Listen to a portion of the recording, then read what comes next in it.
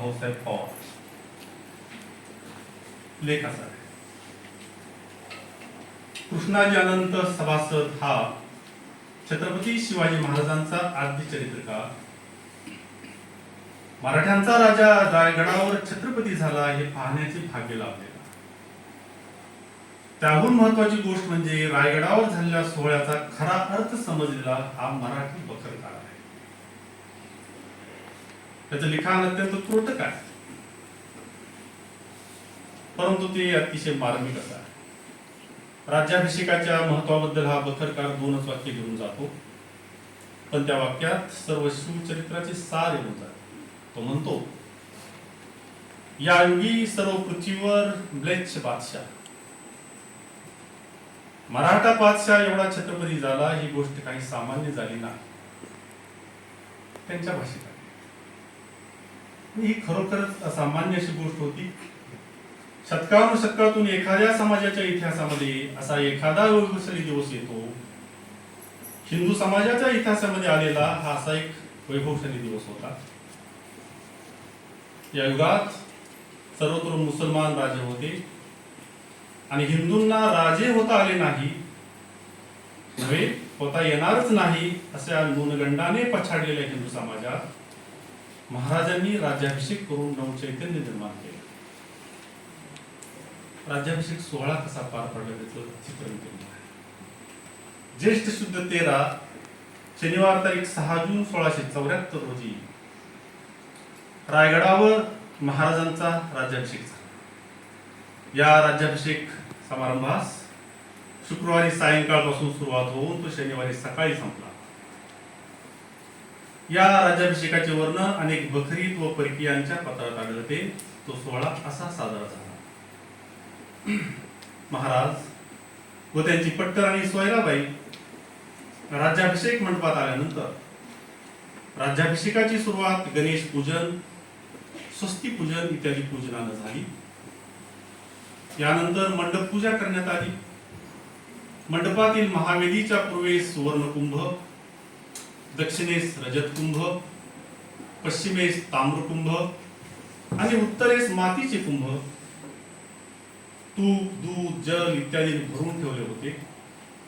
त्याशिवाय देशातील पवित्र नद्यांच्या व सागरांच्या जलांनी भरलेले कुंभही तेथे होते. महावेदीवर अग्नी व ग्रह यांची प्रतिष्ठापना करून वेदमंत्रांच्या घोषात होम हवन झालं. यानंतर महाराजांनी समंत्र स्नान व त्यानंतर पंचामृत स्नान केलं. शुक्ल वस्त्र परिधान केल्यानंतर वेदीवरील आसंदीवर विधीपूर्वक आरोहण केलं. नंतर अग्निपूजा केल्यावर महाराज अभिषेक शाळेत गेले.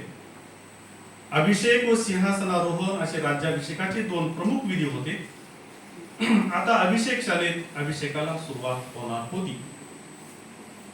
अभिषेक शाळेत सोन्याचे आसन तयार केले होते. त्या आसनावर महाराज, सोयराबाई व युवराज संभाजीराजे यांनी आरोहण केलं.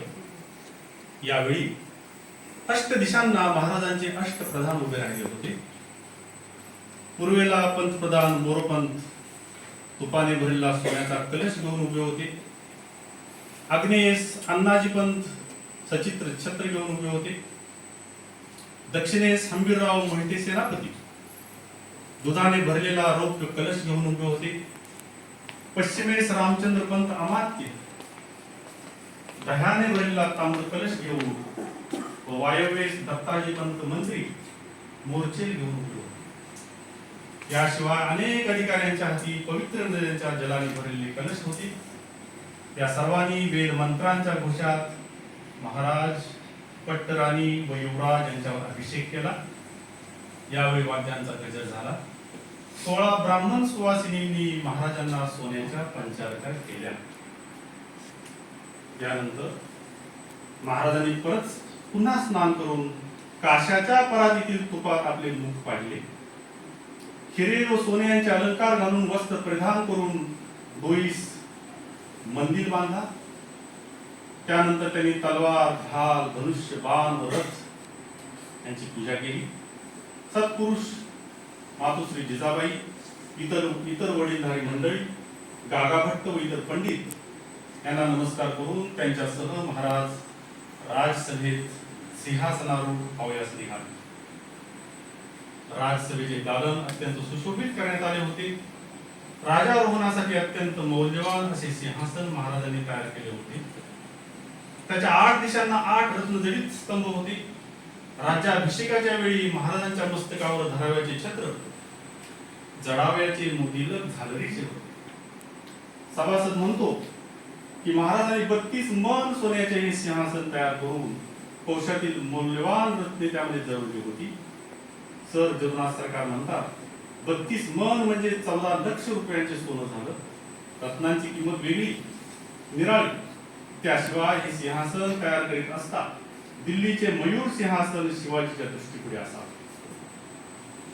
राजारोहणाच्या प्रसंगी हजर असलेला ऑक्सिंग्टन हा इंग्रज वकील राजसभेचे वर्णन करताना म्हणतो, सिंहासनाच्या दोन्ही बाजूला सुवर्णांकित भाल्याच्या टोकावर अनेक अधिकारदर्शक व राजसत्तेची चिन्हे असल्याचे आम्ही पाहिले. उजव्या हाताला 2 मोठमोठ्या दातांच्या मच्छांची सुवर्णाची शिरे होती. डाव्या हाताला अनेक अश्वपुच्छे व एका मूल्यवान भाल्याच्या टोकावर समपातीत लोंबणारी सोन्याची तराजूची पारडी न्यायचिन्ह म्हणून तळपत होती. याशिवाय सभागृहाच्या भिंती शुभलक्षणी चिन्हांनी व चित्रांनी सुशोभित करण्यात आल्या होत्या. मोत्यांच्या झालरींनी छत शृंगारला होता. सभागृहाच्या प्रवेशद्वारी 2 शुभलक्षणी हत्ती सुवर्णालंकारासह उभे होते. ब्राह्मण पंडित, अष्टप्रधान, चिटणीस यांच्यासह महाराजांनी सभागृहात शुभ वेळी प्रवेश केला. सिंहासनाजवळ येताच त्यास वंदन करून त्यास पायाचा स्पर्श न करता वेद मंत्रांचा घोष चालू असतानाच महाराजांनी सिंहासनावर आरोहण केलं. युवराज संभाजीराजे, गागाभट्ट, पंतप्रधान मोरोपंत हे सिंहासनाच्या खालच्या पायरीवर आसनस्थ झाले. इतर प्रधान, राज्यातील अधिकारी, निमंत्रित मंडळी, ब्राह्मण पंडित वगैरे वगैरे त्यांना नेमून दिलेल्या जागी उभे होते. मातुश्री जिजाबाईंच्या समोर हा सोहळा होत होता.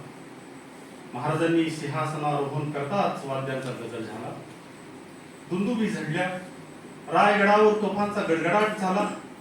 त्याबरोबर स्वराज्यातील सर्व किल्ल्यांच्यावरून तोफा खडारू लागल्या. त्यांनी दिशांना गरजून सांगितले की मराठ्यांचा राजा सिंहासनावर बसला. सिंहासनारोहणानंतर 16 सुवासिनी व 16 कुमारिका यांनी महाराजांना सोन्याच्या तबकातून पंचारती केली. यानंतर गागाभट्टांनी मोत्याचा तुरा वर लावलेला भरजरीचा राजमुकुट हातात घेऊन तो स्वहस्ताने महाराजांच्या मस्तकावर ठेवला व मोत्यांची झालर लावलेले रत्नजडित राजछत्र महाराजांच्या मस्तकावर धारण करून उच्च स्वरात शिवाजी महाराज हे छत्र सिंहासनाधीश्वर व संस्कार युक्त राजे झाल्याचे घोषित केले. यानंतर गागाभट्ट व इतर ब्राह्मणांनी महाराजांना शुभाशीर्वाद दिला. पंतप्रधान मोरोपंत यांनी महाराजांना मुजरा करून 8000 होनांचा अभिषेक केला. यानंतर प्रत्येक प्रधानाने महाराजांना असाच होनांचा अभिषेक केला. त्यानंतर इतर अधिकाऱ्यांचे मुजरे झाले. इंग्लिश, डच, पोर्तुगीज इत्यादी परकीयांच्या वकिलांनी महाराजांना प्रणाम करून नजराने दिले. लवकरच महाराजांची स्वारी अश्वारूढ होऊन वैभवानं गडावरील देवदेवतांचे दर्शन घ्यायला निघाली. काही अंतर गेल्यावर महाराज सुवर्णालंकारांनी सजवलेल्या गजराजावर आरूढ झाले. या गजावर माहूत होते खुद्द सेनापती हंबीरराव. अंबारीत महाराजांच्या मागे खुद्द पंतप्रधानांनी मोर्चेल धरले होते. मंगलवाद्यांच्या गजरात मिरवणुकीने महाराजांनी गडावरील देवतांचं दर्शन घेतलं. मार्गावर अनेक ठिकाणी त्यांच्यावर फुलांची वृष्टी करण्यात आली. पंचारत्या झाल्या. देवदर्शनानंतर राजसभेत परत येऊन कुलदैवत मातुश्री यांना महाराजांनी वंदन केलं आणि त्यानंतर राज्याभिषेकाचा सोहळा संपला. महाराजांनी या सोहळ्यासाठी अपार दानधर्म केला. विद्वान, पंडित, ब्राह्मण, संत, महंत, तडी, तापसी इत्यादींना मुक्त हस्ते दान दिली. 24,000 होऊन केवळ दक्षिणेवर खर्च झाला. गागाभट्टांना 7,000 होऊन दक्षिणा देण्यात आली. 7 जून 1674 रोजी सुरू झालेला दानधर्म पुढे 12 दिवस चालू होता. रायगडावरून कोणीही रिक्त हस्ते परत गेला नाही. या समारंभात सभासदाच्या म्हणण्याप्रमाणे 1,42,00,000 होऊन इतका खर्च आला. तर इतिहासकार जोधनाथ सरकारांच्या मध्ये एकंदर खर्च सुमारे 10,00,000 होऊन आला असावा.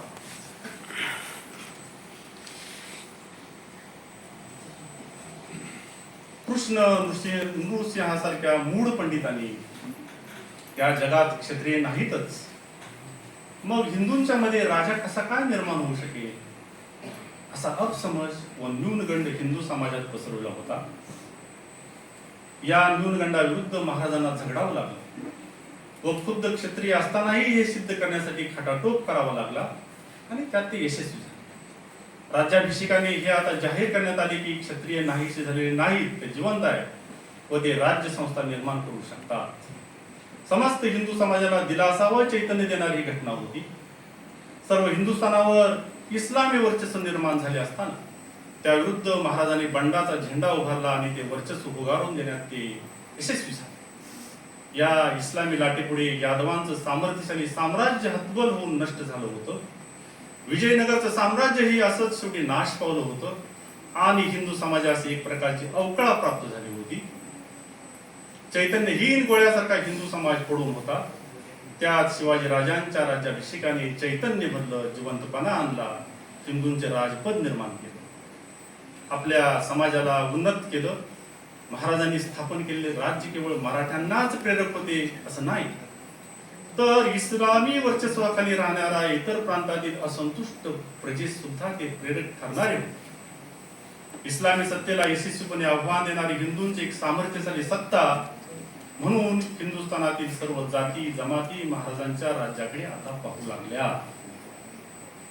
महाराजांचं राज्य म्हणजे जावळीच्या चंद्रराव मोऱ्यांचं राज्य नव्हतं.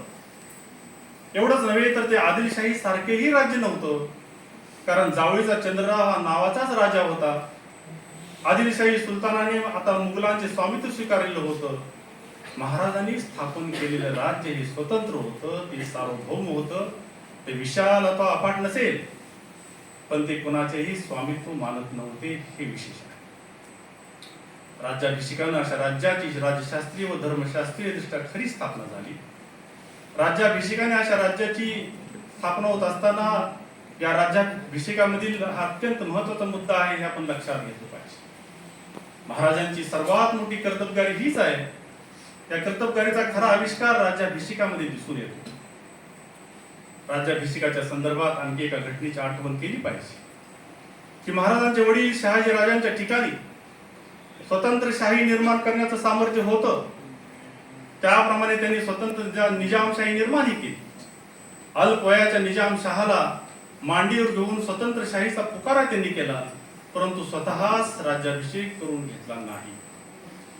परिस्थितीमुळे म्हणा किंवा त्यांच्या विचारसरणीच्या मर्यादेमुळे म्हणा त्यांना ते शक्य झाले नव्हते. महाराजांचं कार्य हे त्या पुढचं आहे. त्यांनीही शाही निर्माण केली, पण स्वतःची शाही निर्माण केली, दुसऱ्यांची परक्याची नाही. राज्याभिषेकाचे खरे महत्व हे आहे. राज्याभिषेकाने महाराजांच्या स्वराज्य निर्मितीच्या कार्यावर कळस चढवला गेला. घटनात्मक दृष्ट्या खऱ्या अर्थाने स्वतंत्र सार्वभौम राज्य निर्माण होऊन त्याची घटना तयार झाली. अष्टप्रधान मंडळ या घटनेचे मुख्य अंग होते. अष्टप्रधानांच्या पैकी काहींच्या नेमणुका यापूर्वीच झाल्या असल्या तरी आता त्या संस्कृत नावानिशी राज्याचे एक अंग म्हणून स्थिर झाल्या. महाराजांनी पेशव्यास पंतप्रधान, मुजुमदारास अमात्य अशी संस्कृत नावे देऊन फारसी भाषेचं अतिक्रमण नष्ट करण्याचा प्रयत्न केला. खुद्द स्वतःसाठी सुद्धा विक्रमादित्य असे विरोध न घेता ते छत्रपती असे घेतले. त्याचा अर्थ छत्र धारण करणारा राजा. त्या छत्राखाली सर्व प्रजेला न्यायानं व धर्मानं वागवलं जाईल, तिचं संरक्षण केलं जाईल असं आश्वासन या पदवीत आहे. म्हणून ती पदवी घटनात्मक दृष्ट्या अधिक सार्थ आहे. महाराजांनी या समारंभाचं ऐतिहासिक महत्व चिरकाल राहावे यासाठी राज्याभिषेकापासून राज्याभिषेक शक सुरू केला. शक सुरू करणं म्हणजे काही सामान्य बाब नाही. शक सुरू करणं म्हणजे एक नवीन युग सुरू करणं. अखिल हिंदू समाजात व हिंदवी राजकारणात या राज्याभिषेकाने एक नवं युग सुरू झालं आहे. हेच महाराजांना या शकाच्या निर्मितीने पक्षात घोषित करायचं होतं. हा घटनात्मक बदल खूप महत्वाचा आहे. तसेच स्वतंत्र राज्याचे चलन ही स्वतंत्रच असले पाहिजे म्हणून महाराजांनी आपल्या राज्याची नवी नाणी पाडावयास सुरुवात केली. तांब्याचा पैसा शिवराई, सोन्याचा शिवराई होऊन ही महाराजांची नवी नाणी यावेळी प्रचारात आली. महाराजांच्या राज्यकारभारामध्ये राज्याभिषेकाचं नवं पर्व सुरू झालं. धर्मशास्त्रानुसार जे कायदे योग्य होते ते तसेच ठेवले गेले, काही नवे केले गेले. या कायद्यांचं स्वरूप मुलकी, लष्करी, धर्मविषयक, न्यायविषयक होतं. पूर्वीची लेखन पद्धती मुसलमान धाटणीची होती, ती बदलून महाराजांनी मराठी धाटणीची लेखन पद्धती निर्माण केली. त्यासाठी महाराजांच्या आज्ञेनं बाळाजी आवजी चिटणीस या हुशार चिटणीसानं लेखन प्रशस्ती नावाचा ग्रंथ लिहिला. तसेच मराठी भाषेच्या राज्यकारभारात अधिकाधिक पुरस्कार करण्यात आला. मराठी भाषेवरील फारसीचं अतिक्रमण दूर करण्यासाठी रघुनाथ पंडितानं महाराजांच्या आदेशानुसार राज्य व्यवहार कोश निर्माण केला आणि राज्यकारभारातील फारसी नावांना संस्कृत नावे रूढ केली. अशा प्रकारचा हा लेख आहे. इतिहासकार डॉक्टर जयसिंगराव भाऊसाहेब पवार यांनी लिहिलेला लेख राज्याभिषेकाचं हिंदुस्थानच्या इतिहासातील स्थान. मित्रांनो, या लेखाचं वाचन आता पूर्ण केलेलंच आहे. आपण सर्वांनी शांत चित्तानं ऐकून घेतलं त्याबद्दल मी आपला सर्वांचा आभारी आहे. छत्रपती शिवाजी महाराज हे आपलं प्रेरणास्त्रोत आहे. त्यांच्या स्मृतीस मी परत एकदा अभिवादन करतो. आदरणीय रतनजी टाटा,